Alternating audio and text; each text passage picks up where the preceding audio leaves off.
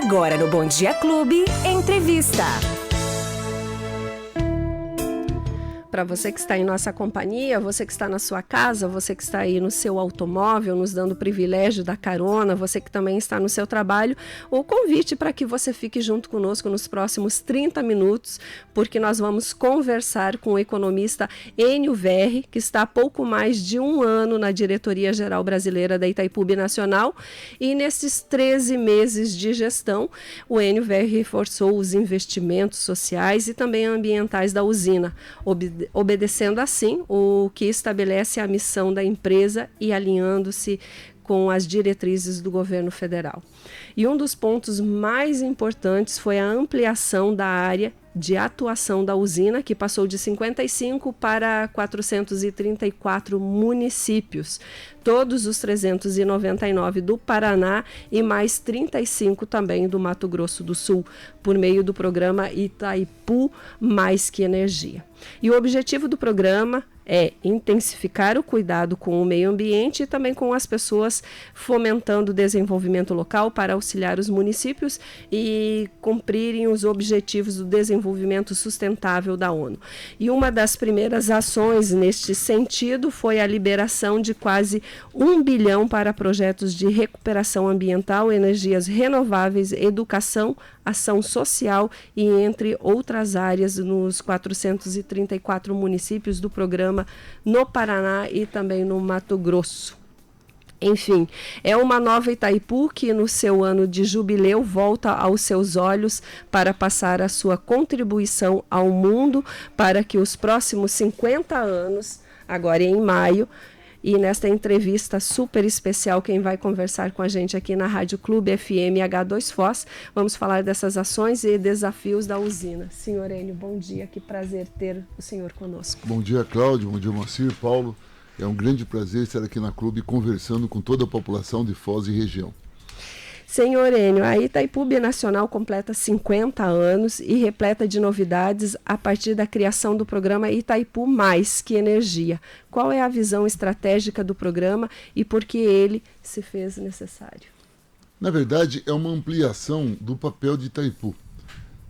Nós tínhamos até agora aquela visão seguinte: a Itaipu, quando foi feito o Lago de Itaipu, ele impactou a vida das pessoas da região. Essa região são os municípios lindeiros. Tiveram perdas econômicas, afinal de contas a água ocupou uma região de terras que produz muito, que teriam alto valor. Então ela passou a ter uma responsabilidade sobre esses municípios. Aos poucos foi ampliando, chegando hoje a 55 municípios. Portanto, era uma maneira de remunerar os municípios que foram impactados pela existência da usina. Muito bem, a partir de agora, essa preocupação se mantém, muito evidenciada pelos investimentos que continuamos fazendo nesses 54 municípios, mas ela passa a ser vista de uma forma, vou dizer assim, de lá para cá. Quer dizer o seguinte: quanto tempo o reservatório pode ter de vida? Hoje o nosso cálculo é que o reservatório, e portanto a usina, tem um tempo de vida previsto de 194 anos. Só que para que a usina tenha esses 194 anos, eu não posso permitir que o lago sofra um assoreamento, ou que o lago seja extinto por conta da poluição. Então o Itaipu Mais Que Energia, ele é, ao mesmo tempo que a manutenção desses municípios que foram atingidos economicamente pela existência do reservatório, passa a ter uma política de proteção ambiental para que, de fato, o reservatório possa durar pelo menos os 2 séculos. Para isso, era preciso, primeiro, uma análise técnica. Essa análise técnica é o seguinte: quais são os municípios que contribuem com resíduos lá no lago, no reservatório, e que, portanto, proporcionam o assoreamento? E segundo, o que podemos fazer para impedir? O estudo técnico foi feito pelos empregados de Itaipu. Itaipu tem um corpo técnico muito qualificado. E chegaram à conclusão que todos os municípios do Paraná e 35 municípios do Mato Grosso do Sul, de forma direta ou indireta, chegava água no reservatório. E quando chega água, chega o lixo da área urbana, chega o problema de terras, de veneno que vem da área rural. Portanto, a partir dessa leitura, que não eram mais 54, 55 municípios, mas 434 municípios que contribuíam para assorear o reservatório, é que nós pensamos em Itaipu Mais Que Energia. E aí, qual o investimento deste quase R$ 1 bilhão que nós estamos fazendo? Exatamente para conter a chegada do resíduo. Política ambiental, por exemplo, curva de nível. Acho que esse é o nome que vocês dão aqui no Oeste, né? A curva de nível. A curva de nível tinha sido quase extinta aqui, né, no Paraná todo. Com isso, a erosão aumenta e também a remessa de resíduos para o rio que chega aqui. Estradas. As estradas rurais, elas têm um papel estratégico, porque ela que permite que a produção, em especial do pequeno agricultor, chegue ao mercado.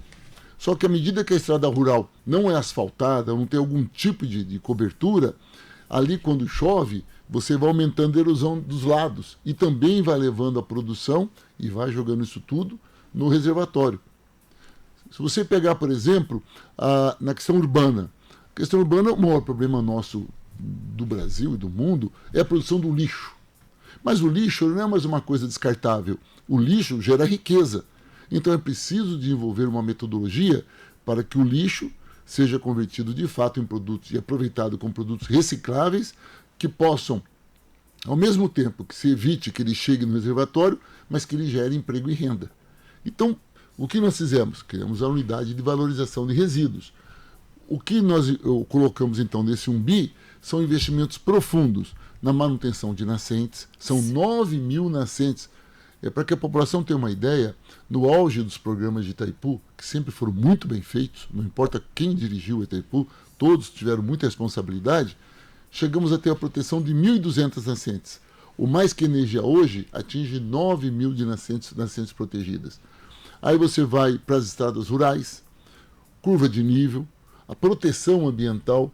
Então é uma política que, atendendo o que foi a mudança da política de Itaipu de 2005, que foi uma nota reversal que determinou que Itaipu, portanto, Brasil e Paraguai, sim, além de produzir energia de qualidade e barata, também tem que ter um compromisso ambiental e social. O que dizia em 2005, nós agora de fato implementamos atingindo a população do Paraná e Mato Grosso, implementamos incentivo à cultura ambiental e à educação ambiental, que é isso que determina. Não adianta nada você dar dinheiro para segurar a erosão se você não educa as pessoas para compreenderem o que significa isso na vida delas. Portanto, esse 1 bi, ele é um grande pacote, que eu poderia chamar no nome de guarda-chuva, de um grande pacote de educação ambiental, de política ambiental social, e que garante com isso a vida da usina. Esse é o balanço até o momento, senhor Enio? O balanço que eu posso lhe dizer é que ainda estão sendo implementados esses projetos. Os recursos já foram depositados na conta das prefeituras, até para esclarecer para o público, isso não foi assim um presente, né? Nós abrimos um edital, esse edital em parceria com a Caixa Econômica Federal, que quem fiscaliza, Itaipu não tem expertise para fiscalizar. Os municípios se inscreveram nesse edital, apresentaram dentro de uma lista o que eles queriam para o município, nós apresentamos o que queríamos de contrapartida, e aí então foi feita análise técnica. Os técnicos de Itaipu foram em cada cidade olhar o projeto, o que é que o prefeito queria, a população queria, o que nós pedimos oferecer. Claro, nem tudo que as prefeituras pediram foram atendidas, mas cada prefeitura do Paraná e as 35 do Mato Grosso do Sul receberam em torno de 2 milhões de reais. Esse dinheiro já está depositado na conta da prefeitura na Caixa Econômica. Agora, a prefeitura apresenta a segunda etapa dos projetos, que são os projetos técnicos e executivos, a Caixa avalia e vai liberando o recurso de acordo com a execução da obra. Então, isso já está ocorrendo. Me parece que até agora, em torno de 10 municípios apenas já começaram as suas obras. Já começou a execução das obras, ou seja, dentro desse mandato de prefeitos, porque agora em outubro a gente tem eleições. Exatamente, né? Mas eu creio até que por isso eles vão ficar mais rápidos, ainda mais ágeis. Eu acredito, né? Acho que estarão bem ágeis. Isso é muito bom. Porque eles já fazem a licitação, a obra começa. Sim. Esta gestão, ela não entrega a obra, porque não dá tempo de fazer tudo. Mas, pelo menos, nós garantimos que os recursos que nós tínhamos o ano passado pudessem ser implementados nessa grande política. Uma política que, inclusive, já nos rendeu muito reconhecimentos, tanto do governo federal como das entidades municipalistas. É um legado, sem sombra de dúvidas. Sem né? dúvida. Sem sombra de dúvidas, é um legado. Seu Enio, bom dia. Dentro dessa questão da política ambiental da Itaipu, o senhor citou aí as unidades de valorização de recicláveis. Já teve uma ampliação no investimento. Isso impacta diretamente os trabalhadores dessa indústria, né? De que forma que essa política beneficia essa categoria? Há um tempo atrás, Paulo, quando falava em ajudar o pessoal do reciclável, sabe o que pensava em ajudá-los? Sabe aqueles carrinhos com roda de bicicleta? Dava um carrinho novo para o cidadão ou a cidadã puxar um carrinho. Nós entendemos que essa etapa está vencida, não é o nosso papel. Portanto, qual é o projeto das UVRs? Nós estamos falando de um investimento de mais de 100 milhões de reais. Aliás, acho que em torno de 115, 118 milhões de reais. É um bom dinheiro. É muito dinheiro, né? É mais do que o orçamento da maioria dos municípios do Paraná. Nós entramos com análise técnica, em parceria com a prefeitura, e nós oferecemos equipamento como prensa, equipamento de transporte, caminhão, ajudamos a construção do barracão, se for necessário, e mais do que isso. Como essa experiência das unidades de valorização de resíduos são muito bem sucedidas aqui no oeste do Paraná, e de novo, mérito de gestões anteriores, nós não estamos criando isso, nós não estamos... Quer dizer, nós não estamos agindo como se no passado era nada e agora nós começamos. Não, nós estamos nos apropriando da experiência dos meus colegas diretores do passado, nos apropriando disso e tentando melhorar no que é possível, e tem coisas que não precisa melhorar, que são muito boas. As UVRs são muito boas. O que nós estamos fazendo? Ampliando o investimento com ela. Então, o que vai acontecer? A prefeitura, para receber esse dinheiro, que também dá mais de 2 milhões de reais, uma UVR instalada, imagine, caminhão, equipamento, barracão, ela tem que ter uma contrapartida. Qual é? Os funcionários têm que ser registrados. Então, todo mundo que trabalha no reciclável na cidade que recebe esse nosso incentivo, ele tem que garantir pelo menos o salário mínimo desses recicladores, dessas pessoas, os catadores e catadoras, e ao mesmo tempo garantir uma renda extra. Aqui na região oeste, a média que se tem é que quem trabalha com reciclável ganha em torno de R$ 3.500 reais por mês. Nos grandes centros, a minha cidade, Maringá, não ganha um salário mínimo. A cultura que foi desenvolvida aqui em parceria Itaipu Prefeituras é muito bem sucedida. Então nós queremos que em outras cidades também ocorra isso. Claro que nós não priorizamos nesse momento Maringá, Londrina, Cascavel. Essas cidades têm recursos. Nós estamos priorizando cidades mais pobres, que têm problemas de desemprego, tem um IDH muito baixo e, portanto, precisa criar condições de desenvolver-se. Então, todo o projeto Itaipu Mais Que Energia, onde as UVRs fazem parte, elas têm um caráter estruturante. Nós queremos estar presente com consultoria, com investimento, e exigimos a contrapartida da prefeitura, porque senão fica de graça, e de graça ninguém valoriza, e a partir daí que nós esperamos que, com o tempo, cada unidade dessa instalada seja um instrumento multiplicador para que cidades vizinhas também queiram fazer e, consequentemente, a gente pode fazer do Paraná e parte do Mato Grosso do Sul um modelo de qualidade de vida para quem trabalha com reciclável. Ou seja, deixe de ser aquelas pessoas que vivem do lixão, que é algo feudal, né? Para ser pessoas que, de fato, não que elas tenham escolhido esse caminho, mas já que estão nesse caminho, possam ter uma boa qualidade de vida. Muito bem. Enio, imagino que sejam assuntos recorrentes aí em suas entrevistas, são os assuntos do momento em se tratando de Itaipu Binacional, né? Um assunto mais estrutural, a revisão do anexo C, e o outro assunto é a questão tarifária que está em discussão aí entre Brasil e Paraguai.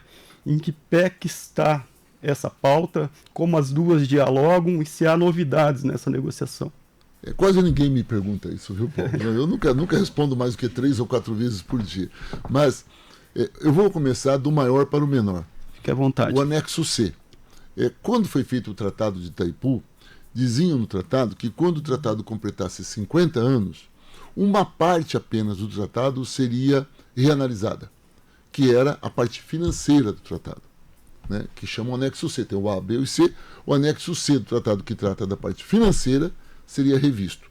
Eu quero ressaltar para quem está nos ouvindo que dentro do anexo C, a pauta dos royalties dos municípios, ela não entra a pauta se vai extingui-las ou não, porque isso é imexível, como diziam no passado, ou seja, os royalties continuarão, isso não é negociável. O que é negociável, e será pauta do debate, é se será maior o valor ou igual, mas não será reduzido. Isso é um ponto para esclarecer para os lindeiros em especial. 2. Além disso, tem coisas para serem refletidas no anexo C. Por exemplo, no tratado, o Paraguai, que não consome toda a energia que ele tem direito, que é 50% da energia, ele é obrigado a vender para o Brasil. O Paraguai tem expectativa de poder vender isso no mercado livre, vender para outros países, mesmo no Brasil. Então, tem coisas para a gente discutir. Claro que nós também temos pautas. Tem uma pauta aí que nós chamamos de subcontratação, que é um termo técnico, porque uma parte da energia que o Paraguai consome, ele paga a tarifa normal. Mas tem uma parte, que é um excedente, ele paga 1/3 do valor da tarifa, às vezes 1/4. Nós também queremos um pouco de justiça nisso. Então, o anexo C é exatamente esse momento que a gente vai discutir os próximos 50 anos em nossa parceria no que se refere à parte financeira. Qual é o procedimento? Não é o diretor-geral brasileiro que vai debater com o diretor-geral paraguaio. No tratado chama-se de altas partes. O ministro de Relações Exteriores do Brasil reúne-se com o ministro de Relações Exteriores do Paraguai, com assessoria técnica da Itaipu, das duas margens. Essa assessoria técnica analisar condições de construir um acordo. Bem, digamos que deu acordo. Os presidentes da República têm que aprovar. Aprovaram. O Congresso Nacional dos dois países tem que aprovar. Isso não é uma coisa simples nem rápida. Nós ainda não começamos efetivamente as primeiras reuniões. Poderia ser iniciado a partir de agosto do ano passado, mas como a pauta da tarifa também misturou-se com essa pauta, então demorou um pouco. Mas creio que agora em maio deve ter já o início da negociação do anexo C, com representantes do Paraguai e do Brasil, fazendo os primeiros diálogos. É uma coisa muito grande, tem muitos detalhes, por isso leva algum tempo. Esse algum tempo não dá para prever. Pode ser uma coisa de 1 mês, 2 meses, que eu creio que será esse tempo, mas depois tem que aprovar no Congresso. Já fui deputado federal por 3 mandatos, eu sei que quando chega lá, a coisa é mais lenta, né? Não é tão rápida assim como é uma negociação. Então, esse é um alerta. Esse é o anexo C. Bem, indiferente do anexo C estar sendo negociado ou não, com seus 50 anos, indiferente a isso, nós temos a tarifa. A tarifa é negociada todos os anos. Chega em agosto do ano anterior, iniciam as negociações, que tem que ser fechada até dezembro, para se praticar no ano seguinte. Ocorre que isso era muito simples, quando Itaipu devia um montão, e a tarifa era sempre a mesma, era R$ 22,60 o valor em dólar. Por quê? Porque o valor desses R$ 22,60 todinho era para pagar os bancos. Sobrava muito pouco para manutenção de Itaipu e para investimentos em políticas sociais. Quando chegou em 2021, começou a diminuir a dívida. 2022, até quando chegou fevereiro de 2023 e acabou a dívida. Ufa, paga toda. Aí começou a briga. Por quê? Porque pensem bem, acabou a dívida.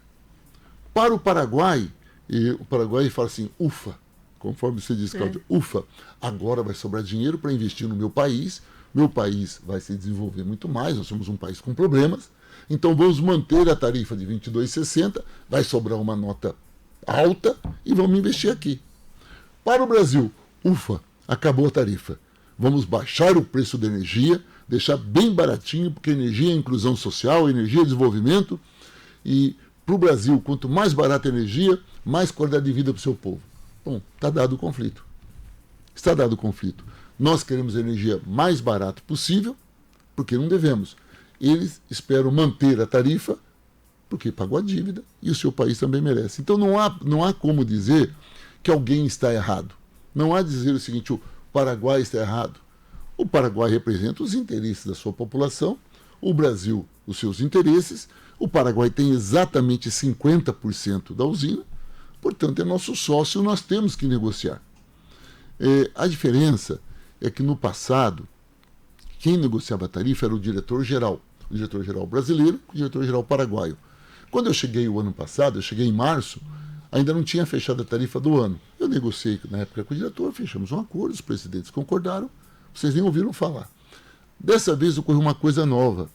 O presidente Santiago Penha, recém-eleito, né, foi eleito em agosto, ele criou uma expectativa muito grande sobre esses recursos. E como esse recurso é muito importante para o Paraguai, ele avocou para ele a negociação. Só que quando o presidente do Paraguai leva para ele a negociação, ele tira de mim a negociação, porque aí é presidente com presidente. Então hoje a tarifa deixou de ser um desafio entre dois diretores, que faz parte da rotina, para ser um debate entre as altas partes, um debate entre o ministro de Relações Exteriores do Paraguai com o Brasil. E aí então, como ficou mais alto, ficou a imprensa noticia mais, fala-se mais sobre isso. O ano passado nós fechamos a tarifa no final de abril, desse período. Então é normal atrasar mesmo, porque os interesses não são simples. E até as agendas dos presidentes, né, para sentar, para conversar, para bater, não é, aí fica muito mais Cláudia, difícil, né? Mas você para pensar, como o país, a diferença de tamanho é muito grande, para o presidente do Paraguai, a pauta do dia dele é Itaipu. Itaipu é fundamental na vida econômica do Paraguai. Para o presidente Lula, é mais uma pauta. O presidente Lula está preocupado hoje com Israel, com a Palestina, né? Talvez hoje com a reforma tributária que começa a ser discutido. Então, como são tamanhos distintos, são pautas distintas e a agenda demora mais. Mas para encerrar, eu quis fazer esse histórico que era importante, creio que nós estamos muito próximos de uma solução, creio. Eu tenho uma reunião amanhã em Brasília, viajo agora à tarde para Brasília, uma reunião com o ministro de Minas e Energia, onde parece-me que os dados estão se aproximando. Portanto, pode ser, vou repetir que é um perigo, pode ser que ainda em abril ou início de maio nós já tenhamos a nova tarifa. Esse prolongamento da negociação trouxe algum reflexo negativo para a empresa e seus programas, suas ações? No começo teve, porque foi a primeira vez que nós não fizemos um procedimento provisório. Nos anos anteriores, é o seguinte, não tem tarifa? Tudo bem, mas vamos tocando a vida enquanto não define a tarifa. Dessa vez, o Paraguai suspendeu o procedimento provisório. Então, o Paraguai é o seguinte, enquanto não tem tarifa, ninguém paga conta nenhuma. Isso é um problema muito sério para nós, temos que pagar fornecedor, pagar empregados, mas rapidamente nós achamos uma solução jurídica da parte brasileira e coisa de 20 dias nós resolvemos e a vida continua normal. A vida de Itaipu, mesmo nessa tensão da negociação, a gestão continua normal. Excelente. Olha só, o dia que a gente esteve lá, chamaram a imprensa para contar de um ano do seu trabalho, né, e que todos estivemos lá, no caminho a gente observou que o prédio da Unila continua lá, parado. Né? Fica feio aquele prédio daquele jeito que está lá. Eu chamo de Frankenstein, viu, Cláudia? Porque o pessoal, o turista passa lá, o resto está tudo lindo, maravilhoso, né? E aquele prédio daquele jeito lá. Agora a pergunta é a seguinte, sabemos que parece que tem um recurso, já está tudo meio que preparado, e eu queria que o senhor contasse para a nossa audiência se vai ser reformado, quanto vai custar, quando que tem previsão de entrega e como que vai ser. Eu sei que tem novidades maravilhosas referente a esse prédio. Tem sim, o presidente Lula determinou que nós terminássemos esse prédio. É o último projeto do Oscar Niemeyer em vida e é um investimento bastante alto. E não foi tão simples ajustar tudo, Cláudia, porque tem a questão legal. Oscar Niemeyer morreu, seus herdeiros têm disputas jurídicas, então a gente não tinha com quem falar para pegar autorização. Resolvemos isso tudo. Para fazer alterações. As alterações, os ajustes, porque o projeto é antigo, né? Hoje é um pouco diferente. Mas já resolvemos essa etapa, já resolvemos qual vai ser o ente intermediário que vai fazer a licitação, porque Itaipu não faz obra. A Itaipu paga a obra. Então, nós precisávamos de um ente que iria fazer a licitação e tudo mais. Então, a UNOPS, que é uma entidade da ONU, fechamos um convênio com ela e os documentos são praticamente prontos, os projetos já estão organizados e nós cremos que agora, no início do segundo semestre, já abrimos a licitação. É um investimento de 720 milhões de reais. É gigantesco. E a expectativa que temos é que as inaugurações comecem até 2026. Não é tão simples, porque uma obra parada sempre tem surpresas, né? Muito tempo parada. Mas a análise técnica de Itaipu e também da UNOPS é que será possível ajustar o projeto do Oscar Niemeyer, manter a estética do Oscar Niemeyer com equipamentos mais atualizados. Isso nos dará uma rapidez maior. Portanto, no segundo semestre, licitação, identificamos qual vai ser a construtora que vai ganhar e esperamos que ainda, no final desse ano, as obras se iniciem. Excelente. E ainda falando em educação, ensino superior, a Itaipu firmou uma parceria com o Instituto Federal do Paraná, o IFPR, e a UniOeste. Pode falar um pouquinho para a gente desse apoio às universidades públicas em Foz do Iguaçu? Eu vou começar com Foz do Iguaçu, né? O Instituto Federal foi um investimento em torno de 4 milhões de reais, para a estrutura mesmo, para a construção deles. Eu tive a honra de participar da entrega pela terceira vez. Esse convênio não foi da nossa gestão, foi da gestão passada e nós continuamos porque era um projeto muito bom. E também esse com a UniOeste eu entendo como mais estratégico. A cidade vinha atravessando problemas na área de saúde pública, bastante sério, faltava quadros técnicos. Então nós fechamos uma parceria, o município, a UniOeste e Itaipu. Foi criado como fosse uma bolsa, né, uma bolsa de pós-graduação, uma bolsa técnica com a UniOeste. Nós pagamos essas bolsas e esses profissionais vão atuar na saúde pública municipal. Isso é importante porque isso melhora a qualidade do atendimento, também mantém a renda média, o salário médio dos trabalhadores e da prefeitura o investimento em saúde também se mantém. Isso melhora a qualidade. Mas tem um terceiro que eu gostaria de colocar ainda falando de Foz, que é o nosso acordo das cirurgias eletivas. As cirurgias eletivas é que havia uma fila muito grande de cirurgias eletivas, e essa fila, quero até explicar, ela se deu por conta da pandemia, que aí não foi feito nenhum tipo de cirurgia eletiva. Fizemos esse convênio e investimos também em torno de 12 milhões de reais para essa fila. São 7 mil pessoas que estavam na fila, que serão atendidas pelos hospitais de Foz e região, mas vão atender moradores de Foz, que estavam nessa fila há muito tempo. Então, isso é uma maneira de você atender a população de forma direta, mas, claro, com a intervenção ou do Instituto Federal, no caso da obra, ou da UniOeste, no caso dos técnicos, ou diretamente com a prefeitura nas cirurgias eletivas. Agora, fora isto, então agora em primeira mão, dia 3 de maio, é uma sexta-feira, na UEL, na Universidade Estadual de Londrina, nós vamos abrir um edital para extensão. A extensão é uma coisa que é obrigatória agora nas universidades. Sim.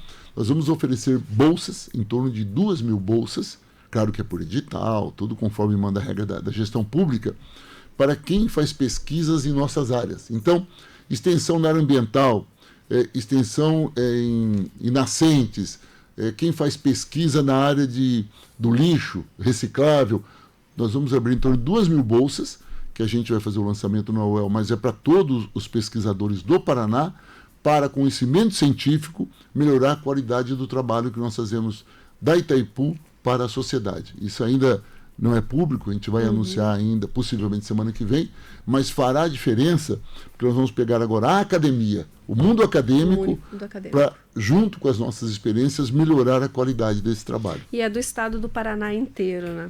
Senhor Enio, e parte do Mato Grosso. E parte do Mato Grosso. Olha só, a gente gostaria, nós temos um roteiro gigante aqui, mas o pessoal da direção aqui já está sinalizando que o nosso tempo já chegou ao final. É isso, né? Estamos finalizando. Temos mais uma pergunta para encerrar? Temos tempo, Moacir. Sim, claro. Um assunto, senhor Enio, que a gente não pode deixar de abordar, que há uma grande expectativa em relação à cidade. Se o senhor puder sintetizar e responder 2 temas em um só, Avenida da JK, revitalização, lançado o projeto na primeira tentativa da Prefeitura de selecionar a empresa executora da obra, isso não se materializou. E a outra é quanto à inauguração agora do mercado público, do mercado municipal de Foz do Iguaçu. Por favor, atualize em relação a essas duas ações aí que a Itaipu toma à frente. Rapidinho. Sobre a JK, ontem foi aberta a licitação, apareceram 2 empresas. Ficamos muito felizes com isso. Isso quer dizer que vai ter uma empresa que vai ser a vencedora. É claro que, conforme eu expliquei, é a prefeitura que escolhe, que analisa. É um investimento de mais de 20 milhões de reais que vai mudar toda a estrutura da JK. E isso desde a área de saneamento, porque ali tem problemas, né, de enchente, como também da estética, da aparência, melhorando ainda mais a atração para os turistas em Foz. Isso já, com a disposição desses empresários em disputar a licitação, os recursos já estão garantidos, portanto, iniciar a obra. 2, o mercado. Esse eu quero dizer que é um problema da gestão anterior ruim, tá bom? Os outros foram bons. Por quê, diretor? A obra foi feita bastante distante da realidade de Foz do Iguaçu. É grande, tem um custo de manutenção bastante alto. Nós tivemos que fazer um monte de ajustes para poder atender a demanda da população. Para você ter uma ideia, nós vamos entregar em junho, no aniversário da cidade, será entregue à população, está tudo pronto. Ele vai ter uma parte empresarial, uma parte social. Esperamos que os empresários da área turística participem da licitação, exponham lá seus produtos, vendam, restaurante, bares. O pessoal de associações, comunidades indígenas, também terão seu espaço gratuito para apresentar. A ideia é fazer ali um grande centro de atração turística que soma-se a tudo aquilo que Foz já oferece, que está dentro da missão de Itaipu. O problema é que, como ele foi pensado, ele não estava adequado e exigiu um investimento, mais de 20 milhões de reais que nós estamos investindo para adequar a realidade local e, principalmente, vai custar para Itaipu mais uns 3 anos de contribuição financeira, porque só com os empresários locais pagando ficaria inviável. E como está pronto, e é nossa obrigação como empresa pública doar isso à sociedade, nós vamos por mais 3 anos ainda continuar contribuindo financeiramente para ficar um preço justo para os empresários e assim que o mercado pegar e embalar mesmo, a Itaipu afasta-se. Mas a grande notícia é que ele está pronto e em junho será entregue à comunidade. Essa data não muda mais. No aniversário da cidade teremos o mercado municipal de portas abertas. Depois que eu falei com o meu diretor sobre que não muda, eles estão sem dormir, mas não muda. Não muda. De um jeito ou de outro vai ser... Será entregue. Será entregue. Olha só, para quem está nos ouvindo, está nos acompanhando, nós tivemos um bate-papo nessa manhã de terça-feira com o Enio Verri, diretor-geral brasileiro da Itaipu Binacional. Prazer, muito obrigado. Espero que o senhor possa retornar mais vezes, porque a nossa audiência mandou um monte de perguntas e eu sei que o seu tempo é curto e espero que o senhor retorne aqui para a gente conversar mais vezes. Eu que muito agradeço. Obrigado. Eu agradeço a oportunidade a todos vocês. É uma honra poder conversar. Eu peço desculpa se me alonguei, mas é uma oportunidade importante de a gente dizer à população o que está acontecendo, né, e o que estamos fazendo. E espero poder voltar outras vezes, né, para a gente poder esclarecer outras perguntas que, porventura, tanto vocês como a população tenha. Muito obrigado. É isso aí. Para você que está em nossa audiência, permaneça conosco. Muita música boa, informações e entretenimento para você.